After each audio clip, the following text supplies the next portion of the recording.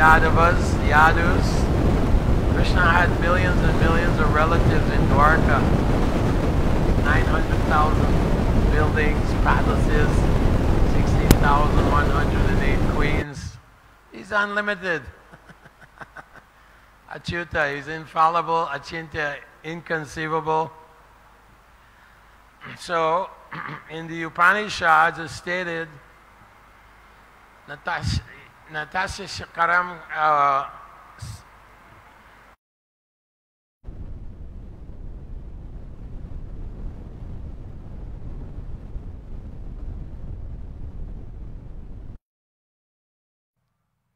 যাই হোক, তো ভগবান শ্রীকৃষ্ণের রূপ হচ্ছে সম্পূর্ণ নিখুঁত, তার মধ্যে কোনো রকমের ত্রুটি বিচ্যুতি নেই। একমাত্র ভগবানের শরীর হচ্ছে নিখুঁত। আর এই জড়জগতের যত নিখুঁত লোকে একেবারে নিখুঁত লোক পাবেন না। তো ভগবানের সমস্ত অঙ্গ সুন্দর সুন্দর অঙ্গ।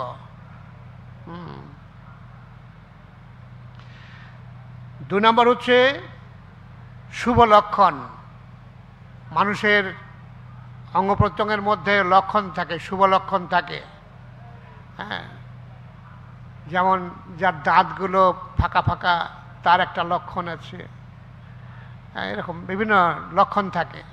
সেই লক্ষণের মধ্যে ভগবান শ্রীকৃষ্ণের রূপের মধ্যে সব কিছুই শুভ, কোনো কিছু অশুভ নেই।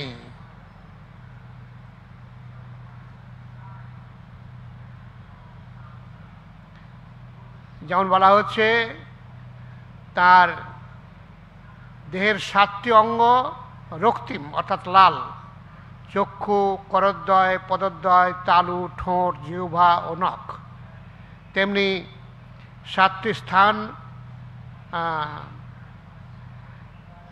3টি অঙ্গ প্রশস্ত, তার কোমর, ললাট, বক্ষ, তার দেহের 3টি অঙ্গ হ্রস্ব ছোট, গলা, উদর, উপস্থ ইত্যাদি সবই হচ্ছে গিয়ে শুভ লক্ষণ যুক্ত।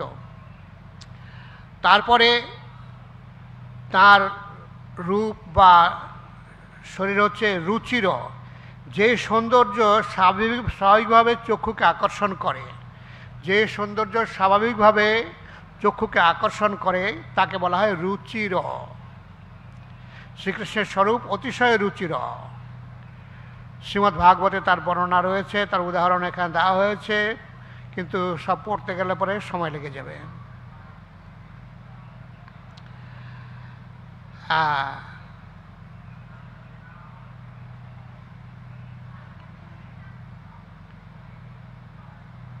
তারপরে 4 নম্বর হচ্ছে জ্যোতির্ময়। শ্রীকৃষ্ণের রূপ জ্যোতির্ময়। শ্রীকৃষ্ণের রূপ থেকে যে জ্যোতি নির্গত হয় সেটা হচ্ছে ব্রহ্মজ্যোতি। যেই ব্রহ্মজ্যোতি থেকে সমগ্র সৃষ্টি আলোকিত হয়। সেই সঙ্গে সূর্যের যে কিরণ তা সেই ব্রহ্মজ্যোতিরই বিচ্ছুরিত আলোক।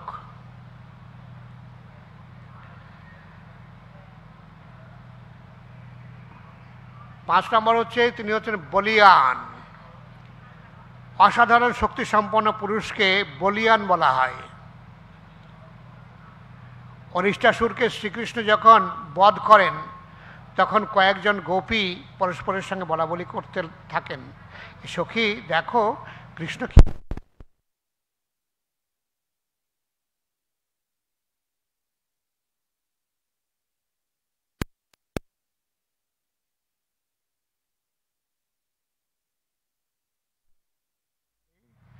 হরে রাম রাম রাম হরে হরে, হরে কৃষ্ণ। তো বলতে থাকে যে হে সখী দেখো কৃষ্ণ কিভাবে অরিষ্টাসুরকে বধ করলো। যদিও সেই অসুরটি ছিল পর্বতের চেয়ে শক্তিশালী, কৃষ্ণ তাকে এক টুকরো তুলোর মতো তুলে নিয়ে অনায়াসে ছুঁড়ে ফেলে দিল। হ্যাঁ, কত শক্তি থাকলে তা সম্ভব। অন্য আরেক জায়গায় বলা হয়েছে হে কৃষ্ণ ভক্তগণ, ভগবান শ্রীকৃষ্ণের বাম হস্ত যা একটি গোলকের মতো অনায়াসে গোবর্ধন পর্বতকে তুলে ধরেছিল, সেই বাম হস্ত তোমাদের সমস্ত ভয় থেকে রক্ষা করুক। 6 নম্বর হচ্ছে তিনি হচ্ছেন নিত্য কিশোর। তিনি কখনোই কিশোর বয়সের ঊর্ধ্বে যান না।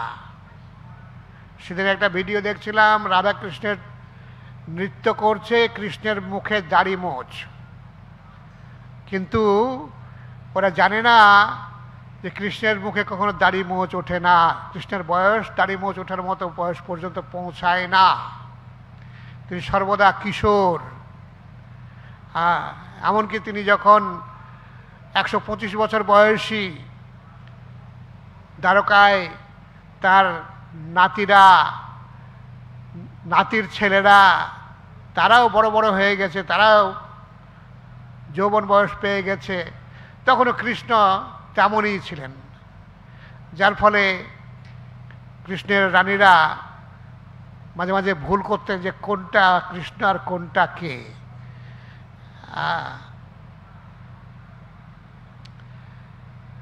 তিনি হচ্ছেন অদ্ভুত ভাষাবিদ।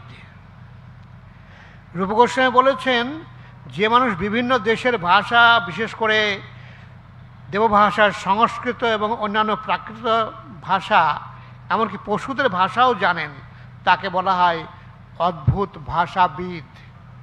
তিনি সকলের সঙ্গে কথা বলতে পারতেন। গরু, সেই সঙ্গে পাখি, তাদের ভাষাতে তিনি কথা বলতেন। হ্যাঁ, তিনি আপনার ভাষাতেও কথা বলেন। তিনি আপনার ভাষাতেও কথা বলেন। আপনি যখন কথা বলেন তিনি তা বুঝতে পারেন। এমন কোনো ভাষা নেই যা তিনি জানেন না। তিনি হচ্ছেন সত্যবাক। যে পুরুষের বাক্য কখনো ব্যর্থ হয় না তাকে বলা হয় সত্যবাক। যে কথা বলেন তা তিনি করেন। হ্যাঁ, এই নয় যে মুখে বললেন কাজে করেন না। হ্যাঁ, তিনি যা বলেন তা সত্য এবং তা করে দেখান। হ্যাঁ, তিনি চেয়েছিলেন কুরুক্ষেত্র যুদ্ধের আগে যে মাতা কুন্তির 5 পুত্র কেউ মারা পড়বে না, সবাই জীবিত ফিরে আসবে। সেখানে 64 কোটি লোক মারা গিয়েছিল যুদ্ধক্ষেত্রে, কিন্তু কুন্তিদেবীর 5 পুত্রকে অক্ষত দেহে ভগবান শ্রীকৃষ্ণ ফিরিয়ে এনেছিলেন। প্রিয়ভাষী, যিনি তার শত্রুকে পর্যন্ত প্রিয় বাক্যের দ্বারা শান্ত করতে পারেন, তাকে বলা হয় প্রিয়ভাষী। সত্যং ব্রুয়াত প্রিয়ং ব্রুয়াত, মা ব্রুয়াত সত্যম অপ্রিয়ম, তাই না? তো কথা বলবেন যাতে লোকে খুশি হয় আপনার কথা শুনে। হ্যাঁ, সেরকম কথা বলা উচিত। তারপরে তিনি হচ্ছেন বাবদুক। যে পুরুষ বিনয় সহকারে সমস্ত সদ্গুণ সমন্বিত হয়ে অর্থবহ বাক্যালাপ করতে পারেন তাকে বলা হয় বাবদুক। হ্যাঁ, বা বাকপটু বলা যায়।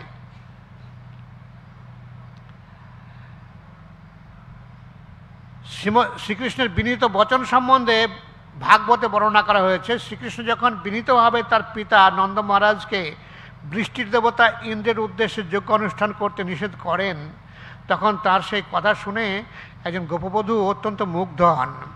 পরে তিনি তার সখীদের কাছে বর্ণনা করে বলেন, এত বিনীত, এত নম্রভাবে কৃষ্ণ তার পিতার সঙ্গে কথা বলছিল যে তখন মনে হচ্ছিল সে যেন উপস্থিত সকলের কর্ণে অমৃত বর্ষণ করছে।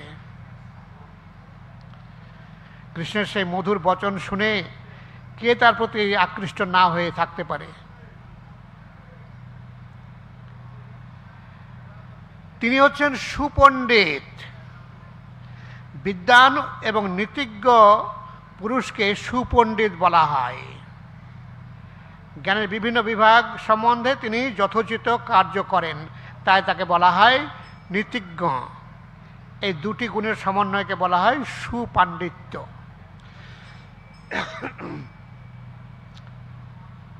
এর সম্বন্ধে অনেক উদাহরণ বিভিন্ন শাস্ত্র থেকে এখানে দেওয়া হয়েছে, যদিও তা পড়তে গেলে সময় লেগে যাবে।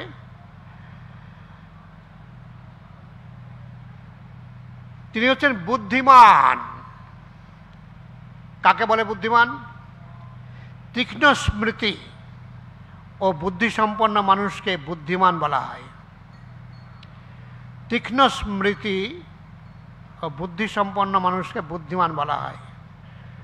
যেমন দেখেছি চৈতন্য মহাপ্রভুকে যখন কেশব কাশ্মীরে এসেছিলেন, মহাপ্রভু তাকে বললেন আপনি গঙ্গার স্তোত্র, গঙ্গার স্তুতি কিছু আমাদেরকে শোনান। তখন কেশব কাশ্মীরে 100টা শ্লোক গড় গড় করে বলে দিল। আর মহাপ্রভু তার মধ্যে থেকে 64 নাম্বার শ্লোকটাকে মুখস্থ করে নিয়েছেন ইতিমধ্যে। বলছে আপনার এই 64 নাম্বার শ্লোকের 3টে ভুল আছে, মনে রেখে দিয়েছেন। হ্যাঁ, এইভাবে তীক্ষ্ণ স্মৃতি শক্তি। এইভাবে বহু উদাহরণ আছে যেখানে ভগবান শ্রীকৃষ্ণ তার তীক্ষ্ণ স্মৃতি শক্তির প্রমাণ দিয়েছেন। তিনি হচ্ছেন প্রতিভাশালী, যিনি নতুন নতুন যুক্তি দিয়ে তর্কে বিপক্ষকে পরাভূত করতে অত্যন্ত পারদর্শী, তাকে প্রতিভাশালী বলা হয়। এই সম্পর্কে পদ্মাবলীতে রাধা ও কৃষ্ণের একটি বার্তালাপ উল্লেখযোগ্য। একদিন সকালবেলা শ্রীকৃষ্ণ যখন শ্রীমতী রাধারানীর কাছে এলেন, রাধারানী তখন তাকে জিজ্ঞাসা করলেন, হে কেশব, তোমার বাস কোথায়? সংস্কৃত শব্দে বাসের 3টি অর্থ হয়। একটি অর্থ হচ্ছে নিবাস, অপরটি হচ্ছে সুগন্ধ, অপরটি হচ্ছে বস্ত্র। প্রকৃতপক্ষে রাধারানী শ্রীকৃষ্ণকে জিজ্ঞাসা করেছিলেন তোমার পরিধানের বস্ত্র কোথায়, কিন্তু সেই বাসের অর্থ নিবাস করে শ্রীকৃষ্ণ রাধারানীকে উত্তর দিলেন, হে প্রিয়ে, এখন তোমার মনোমুগ্ধকর নেত্রযুগলে বাস করছি।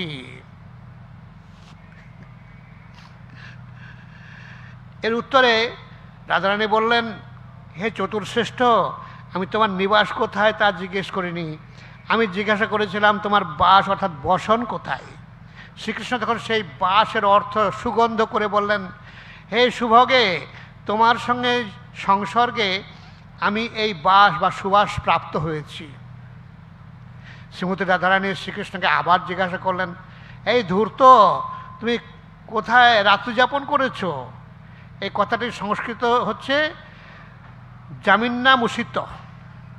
জামিন্নাম মানে হচ্ছে রাত্রিবেলায় এবং উষিত মানে হচ্ছে যাপন করা।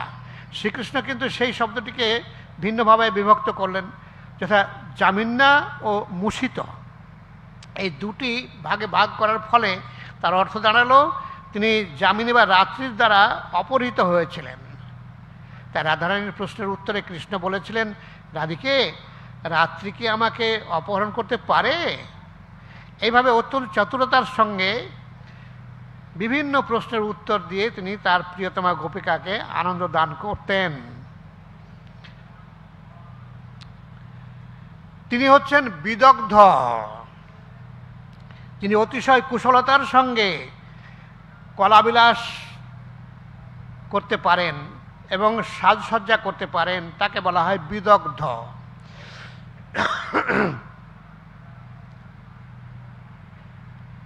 এই গুণটি শ্রীকৃষ্ণের মধ্যে দেখা যায়।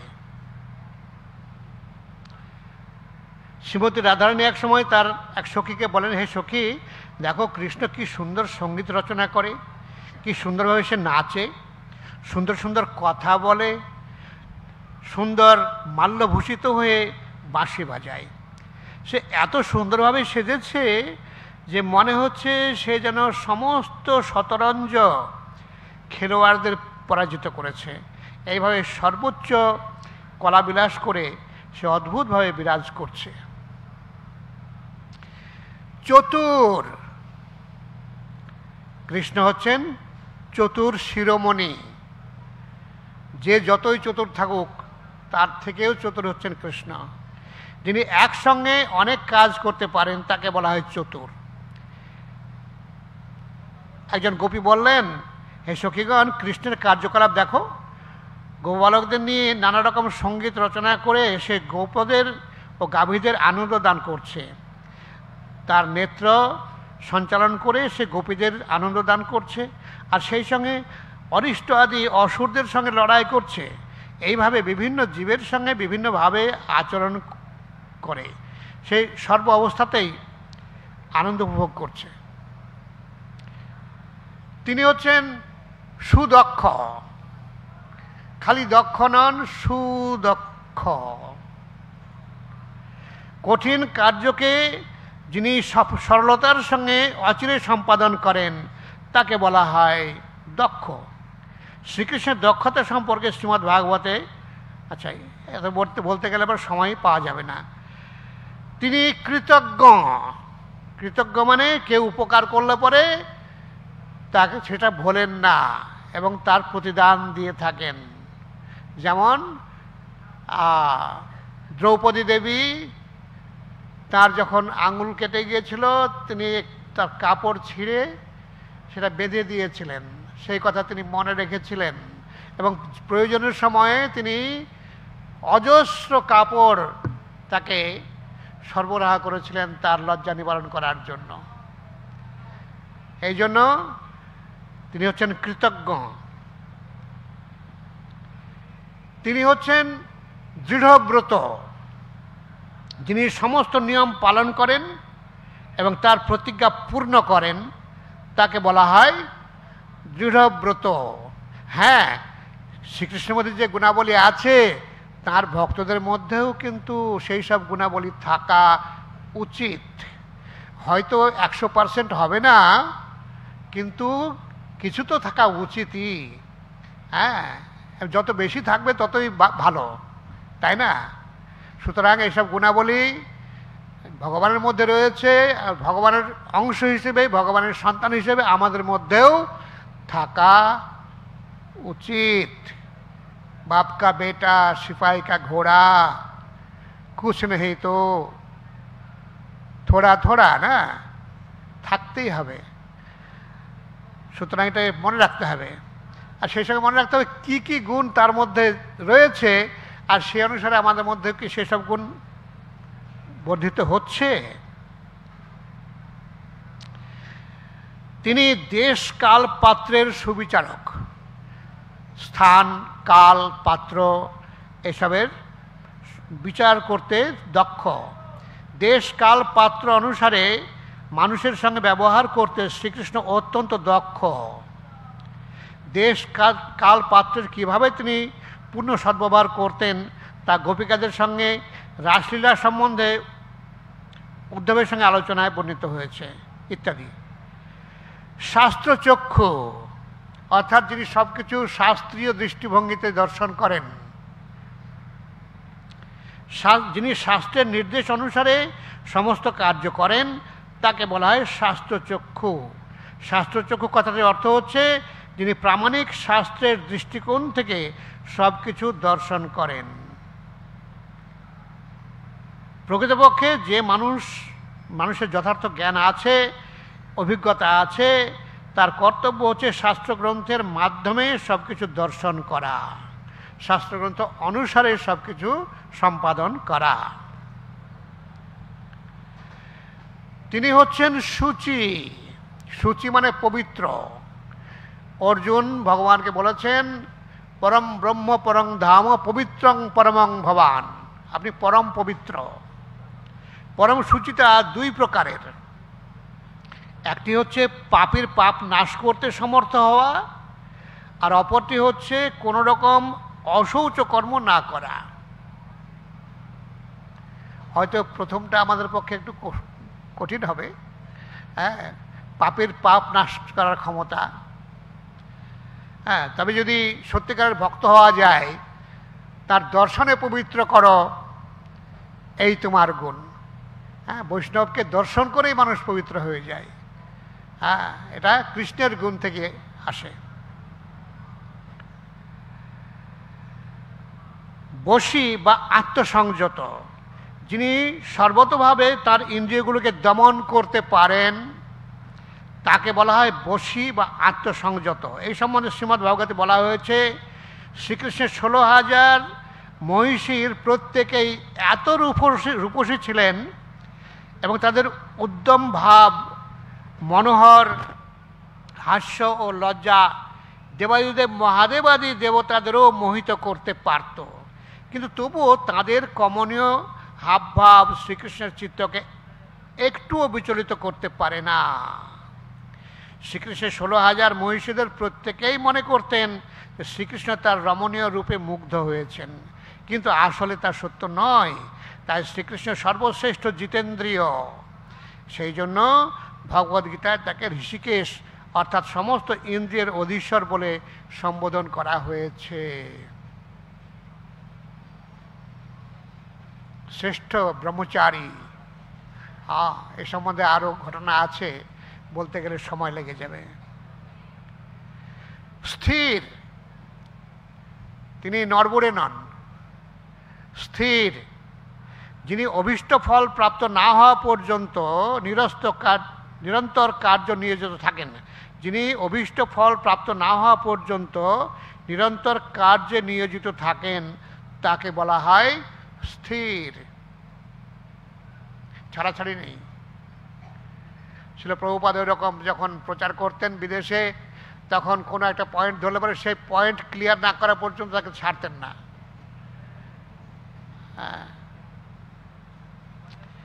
দান্ত, যিনি কার্যসিদ্ধির জন্য সব রকম কষ্ট সহ্য করেন, তা যতই দুঃসহ হোক না কেন, তাকে বলা হয় দান্ত।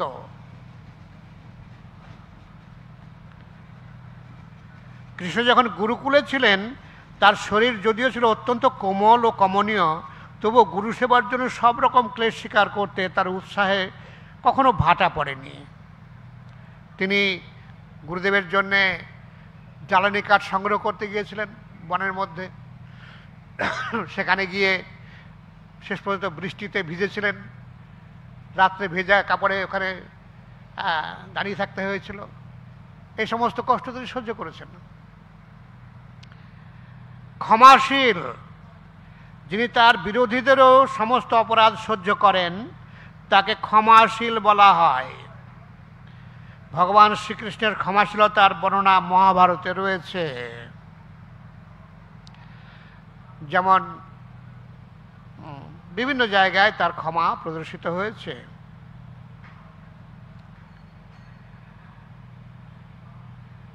গম্ভীর, যে ব্যক্তি তার মনোভাব সকলের কাছে প্রকাশ করেন না, অথবা যার মনের কথা ও পরিকল্পনা বোঝা অত্যন্ত কঠিন, তাকে বলা হয় গম্ভীর। ব্রহ্মা যখন শ্রীকৃষ্ণের চরণে অপরাধ করেন, তখন নিজের ভুল বুঝতে পেরে ব্রহ্মা তার কাছে ক্ষমা প্রার্থনা করে তার স্তব করতে থাকেন, কিন্তু তার সেই স্তবে শ্রীকৃষ্ণ সন্তুষ্ট হয়েছেন না তখনও সন্তুষ্ট হননি, তা ব্রহ্মা বুঝতেও পারেননি। গম্ভীর। আত্মতৃপ্ত,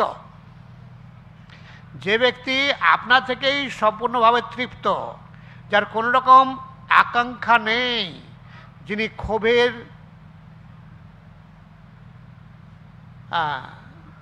গভীর কারণ থাকা সত্ত্বেও অবিচলিত থাকেন, তাকে বলা হয় আত্মতৃপ্ত। ক্ষোভের কারণ থাকা সত্ত্বেও যিনি বিচলিত হন না এবং যার কোনো কিছু চাওয়া পাওয়ার কিছু নেই, তার মধ্যে সব কিছু রয়েছে, স্বয়ং সম্পূর্ণ। সেইভাবে অনেক ভক্তরাও যখন ভগবত ভক্তিতে উন্নত হন, তখন তাদের আর কিছু চাওয়া পাওয়ার কিছু থাকে না, তারা আত্মারাম হয়ে যান। সমতা, যিনি রাগ দেশ থেকে মুক্ত, তাকে বলা হয় সম। সম সর্বেষু ভূতেষু মদ্ভক্তিং লভতে পরাম, যে সমস্ত লোকের সঙ্গে সমভাবে আচরণ করেন, সমদৃষ্টিতে দেখেন, সেই ব্যক্তি ভগবানের ভক্তি লাভ করেন। বদান্য, অর্থাৎ যে ব্যক্তি অত্যন্ত উদারতার সঙ্গে দান করেন তাকে বলা হয় বদান্য। চৈতন্য মহাপ্রভু ছিলেন মহাবদান্য। নমো মহাবদান্যায়, তাই তো? হ্যাঁ। ধার্মিক, যিনি স্বয়ং শাস্ত্রবিহিত ধর্মের আচরণ করেন এবং অপরকেও সেই সম্বন্ধে শিক্ষা দেন তাকে বলা হয় ধার্মিক। নিজে আচরণ করেন এবং অন্যদের সেইভাবে শিক্ষা দেন।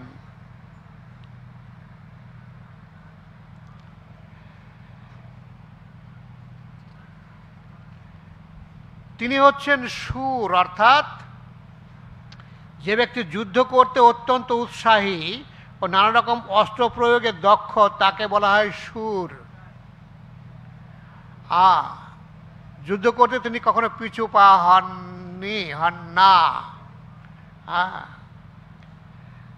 যেমন দেখা যায় জরাসন্ধ তার সঙ্গে যুদ্ধ করার জন্য এই অক্ষৌহিনী করে সেনা নিয়ে আসতো একবারে, আর তার সঙ্গে যুদ্ধ করত। আর কৃষ্ণ একাই তার সুদর্শন চক্র দিয়ে 23 অক্ষৌহিনী মানে অনেক সংখ্যা, মানে এক এক অক্ষৌহিনীতে প্রায় 2.5 লক্ষ সেনা থাকবে, বিভিন্ন রকমের রথারোহী, অশ্বারোহী, পদাতিক,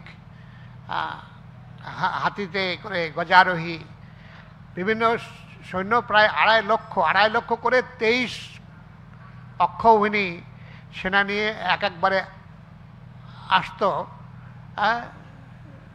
কে? জরাসন্ধ। আর প্রত্যেকবারেই ভগবান শ্রীকৃষ্ণ তার সুদর্শন চক্র ছাড়তেন আর সবগুলোকে কচুকাটা করে আসতেন। সুতরাং তার সমান বীর আর কে আছে? তার সমান যোদ্ধা কে আছে? হতে পারে না। করুণ, যিনি অপরের দুঃখ সহ্য করতে পারেন না তাকে বলা হয় করুণ, যিনি করুণাময়।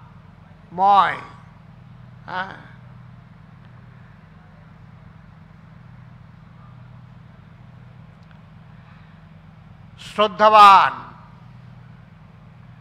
তিনি অন্যকে শ্রদ্ধা করেন। গুরু, ব্রাহ্মণ তথা বৃদ্ধদের প্রতি যিনি পর্যাপ্ত রূপে সম্মানশীল তাকে বলা হয় শ্রদ্ধাবান। যখন গুরুজনেরা শ্রীকৃষ্ণের সম্মুখে একত্রিত হতেন তখন শ্রীকৃষ্ণ ক্রম অনুসারে গুরুদেব, পিতা, অগ্রজ বলরামকে নমস্কার করতেন। এইভাবে অরবিন্দাক্ষ শ্রীকৃষ্ণ তার ব্যবহারে সম্পূর্ণ প্রসন্ন এবং নির্মল চিত্ত ছিলেন। বিনয়ী, তার মধ্যে বিনয়ও ছিল। যিনি ঔদ্ধত্য অথবা অভিমান প্রকাশ করেন না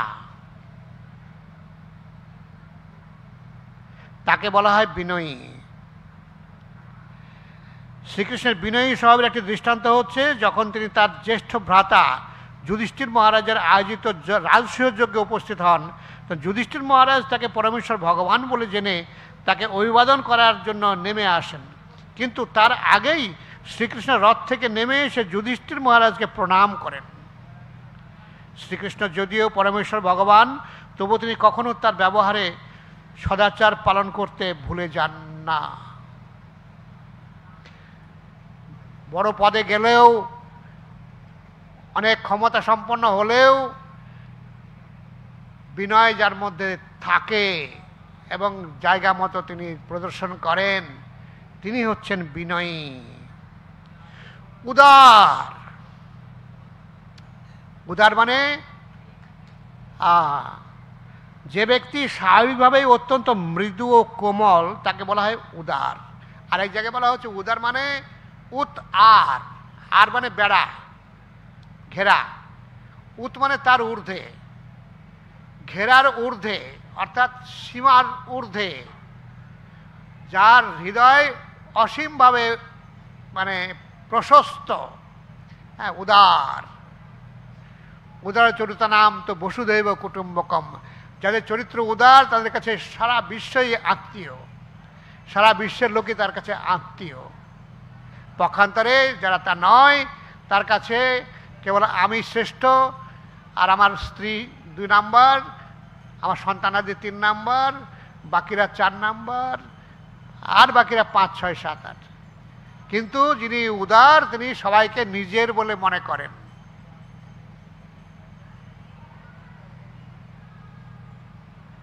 সবাইকে নিজের বলে মনে করেন। লাজুক, কৃষ্ণ লাজুকও ছিলেন। এ সম্বন্ধে একটা বিষয় সুন্দরভাবে বলা হয়েছে, যদিও এই মুহূর্তে বলা একটু ঠিক হবে না। যে ব্যক্তি কখনো কখনো নম্রতা ও সংকোচ প্রকাশ করেন তাকে বলা হয় লাজুক। শরণাগত পালক, যে ব্যক্তি যার কাছে আত্মসমর্পণ করলে তাকে তিনি রক্ষা করেন, পালন করেন। শ্রীকৃষ্ণ সমস্ত শরণাগত জীবের রক্ষক। শ্রীকৃষ্ণের এক শত্রু এই বিচার করে মুগ্ধ হয়েছিলেন যে যদি তিনি কেবল শ্রীকৃষ্ণের শরণাগত হয়ে যান তাহলে শ্রীকৃষ্ণ তাকে সর্বতভাবে রক্ষা করবেন। শ্রীকৃষ্ণের কখনো কখনো চন্দ্রের সঙ্গে তুলনা করা হয়, যিনি চণ্ডাল ও অস্পৃশ্যের ঘরেও তার স্নিগ্ধ কিরণ বিতরণ করেন।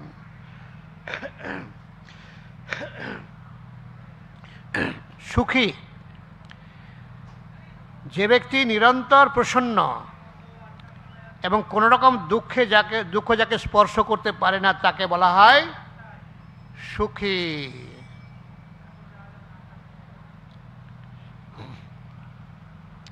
তিনি হচ্ছেন ভক্ত সুহৃদ, অর্থাৎ ভক্তের বন্ধু। ভক্তি ভরে কেউ যদি একটি তুলসী পত্র অথবা একটু জল শ্রীকৃষ্ণকে অর্পণ করেন তাহলে ভক্তবৎসল ভগবান তার কাছে নিজেকে বিক্রি করে দেন। শ্লোকটি হচ্ছে তুলসী দল মাত্রেন জলস্য চুলুকেন বা বিক্রিণীতে সদাত্মানম ভক্তব্য ভক্তবৎসল। তুলসী দল মাত্রেন, একটুখানি তুলসী পাতা, জলস্য চুলুকে নেবা, 1 চুলুক জল, একটুখানি জল, এটা অর্পণ করলেও বিক্রিণীতে সদা আত্মানং, তিনি নিজেকে বিক্রি করে দেন তার কাছে। ভক্তব্য ভক্তবৎসল, ভক্তবৎসল ভগবান সেই ভক্তের কাছে বিক্রি হয়ে যান। প্রেমবশ্য, শ্রীকৃষ্ণ তার ভক্তের প্রেমের দ্বারা বশীভূত হন,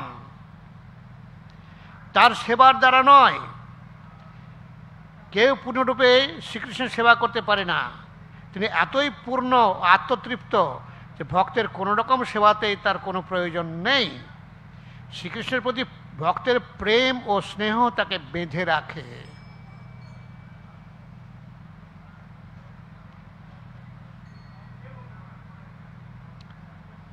একটা কৃষ্ণ লীলার গানে ছিল, বাঁধো গো জননী আমায় আর আমি পালাবো না, বাঁধো তুমি শক্ত করে তোমার স্নেহের ডোরে যদি মনে বাসনা। তো যদি এটা ভগবান কেবল স্নেহের ডোরেই বাঁধা যায়। কৃষ্ণকে মা যশোদা এমনি বাঁধতে পারেননি, তার স্নেহের বশেই তাকে বন্ধন করতে পেরেছিলেন। সর্বমঙ্গলময়,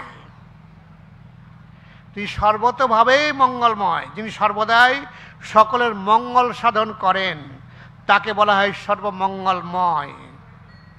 এই ধরাধামে শ্রীকৃষ্ণের অপ্রকট হওয়ার পর উদ্ধব তার লীলাসমূহ স্মরণ করতে থাকেন। শ্রীকৃষ্ণ তার অদ্ভুত লীলাবিলাসের দ্বারা সমস্ত মহর্ষিদের কৃতার্থ করেছেন, নিষ্ঠুর রাজাদের সমস্ত আসরিক কার্যকলাপ সমাপ্ত করেছেন, পুণ্যাত্মাদের রক্ষা করেছেন, যুদ্ধে সমস্ত নিষ্ঠুর পুরুষদের হত্যা করেছেন। এইভাবে তিনি সকলের পরম মঙ্গল সাধন করেন। যেসব শত্রুকে তিনি বধ করেন তারা মুক্ত হয়ে যায়, মুক্তি পেয়ে যায়। প্রতাপী, শত্রুদের যিনি সংকটে ফেলতে পারেন তাকে বলা হয় প্রতাপী। শত্রুদেরকে সংকটে ফেলতে পারলে তিনি হচ্ছেন প্রতাপী। শত্রুকে বিপদে ফেলে দেওয়া। শ্রীকৃষ্ণ যখন এই পৃথিবীতে বিরাজমান ছিলেন, সূর্যের প্রতাপে অন্ধকার যেমন পর্বতকন্দরে আশ্রয় গ্রহণ করে, তার সমস্ত শত্রুরাও তেমন পালিয়ে গিয়েছিল। তারা পেচকের মতো তার দৃষ্টির আড়ালে আশ্রয় নিয়েছিল। কীর্তিমান, কীর্তির্যস্য সজীবতী, যার কীর্তি আছে তিনি জীবিত থাকেন। নির্মল চরিত্রের জন্য যে পুরুষ প্রসিদ্ধ হন তাকে বলা হয় কীর্তিমান। নির্মল চরিত্রের জন্য যে পুরুষ বা স্ত্রী, তাই তো, প্রসিদ্ধ হন তাকে বলা হয় কীর্তিমান বা কীর্তিমতী। হ্যাঁ,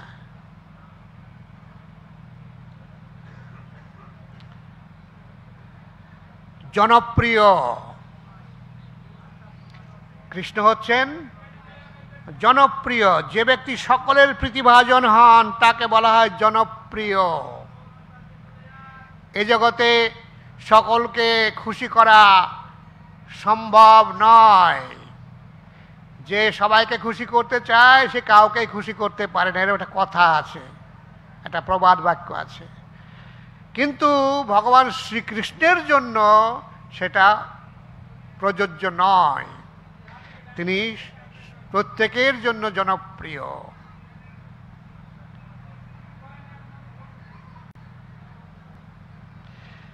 শ্রীকৃষ্ণের জনপ্রিয়তার উদাহরণ শ্রীমদ্ ভাগবতে প্রথম স্কন্ধে বলা হয়েছে। হস্তিনাপুর থেকে স্বগৃহে প্রত্যাবর্তনের সময় বর্ণনা করা হয়েছে, কুরুক্ষেত্রের যুদ্ধের সময় দ্বারকায় তার অনুপস্থিতির ফলে সমস্ত দ্বারকাবাসী অত্যন্ত বিষণ্ণ হয়ে পড়েছিলেন। কুরুক্ষেত্রের যুদ্ধের সময় কৃষ্ণ হস্তিনাপুরে এসেছিলেন, কুরুক্ষেত্রে গিয়েছিলেন দ্বারকা থেকে, তাই দ্বারকাবাসীরা বিষণ্ণ হয়ে পড়েছিলেন।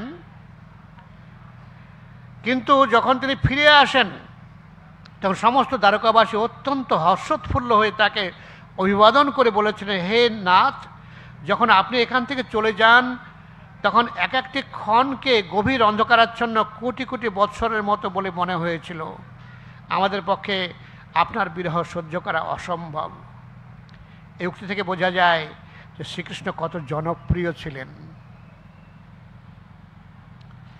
ভক্তদের প্রতি পক্ষপাতিত্ব করেন। যদিও ভগবান মহারাজ এসে গেছেন, অতএব আমাকে উঠতে হবে। হ্যাঁ, তাহলে এই আর কয়েকটা গুণ আছে, সেগুলো আমি জাস্ট বলে দিচ্ছি।